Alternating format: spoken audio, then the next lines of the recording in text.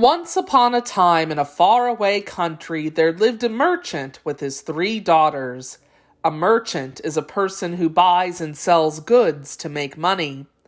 The merchant was very rich. Indeed, he had more money than he needed, until a series of great misfortunes occurred. First, the merchant lost 2 of his biggest ships full of cargo in a great storm at sea. Then he was forced to give up his lavish home in the city because he could no longer afford to pay for it. Lavish means very expensive and fancy. The merchant lost his fortune and was left with nothing. He told his daughters that they would have to move to a little cottage in the woods, far from town, and work hard and live simply. The 2 older daughters complained bitterly, for they had grown accustomed to a life of luxury. But the youngest daughter, who was called Beauty, always tried to make the best of things. Several months later, the merchant heard that one of his ships, which he thought had been lost at sea, had in fact landed with a cargo of valuable goods to sell. As the merchant prepared to make the long trip to the city to claim his goods, he asked his daughters what he might bring them when he returned. The eldest daughter, the oldest, asked for a fancy gown. The second daughter asked for a diamond necklace. But Beauty, who had plenty of things she wished for, but none that her father's money could buy, replied politely, "Please bring me a rose, for I have not seen one since we came here, and I love them so much." When the merchant finally reached his ship, he found that most of his goods had been stolen. He sold what remained and made just enough money to buy a dress for his eldest daughter and a necklace for his second daughter. Then he set off for home. On the way home, snow began to fall. It covered the road and made it hard to see. The wind blew so hard it almost knocked the merchant off his horse. He was worried that he might get lost in a blizzard or a very big snowstorm. The merchant decided that he should stop at the next house he came to and wait there until the storm passed. Eventually, he came upon a large palace with lights blazing. He knocked, but no one answered. He found that the door was unlocked, so he opened it and peered in. "Hello," he called out, but there was no answer. He stepped into the foyer, the front hall, and brushed the snow off his coat. Curious, yet hesitant, the merchant slowly made his way into a large dining hall. To his surprise, a fire was burning in the fireplace, and a little table had been set with a sumptuous meal, just right for one person.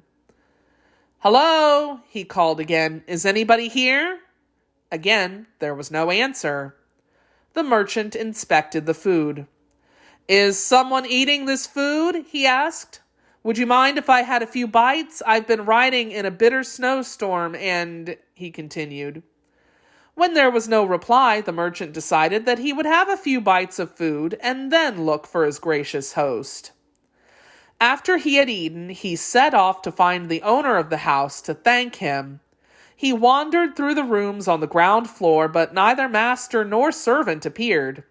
At last, he stepped outside into a beautiful garden. The merchant was astonished, or amazed, to discover that the garden was in full bloom, even though it was the middle of winter and most of the countryside was covered in a thick blanket of snow. In the garden, birds chirped, flowers bloomed, the air was sweet and balmy, meaning that the weather was warm and calm. The man explored the garden until he came upon a row of beautiful rose bushes. He remembered that Beauty had asked him to bring her a rose. He reached out to pluck a rose, but just as the stem broke, he heard a loud roar behind him. "Who told you you might gather roses in my garden?" said a low, gruff voice. The startled merchant turned around and saw a fearsome creature who was half man and half beast. "What?" said the beast.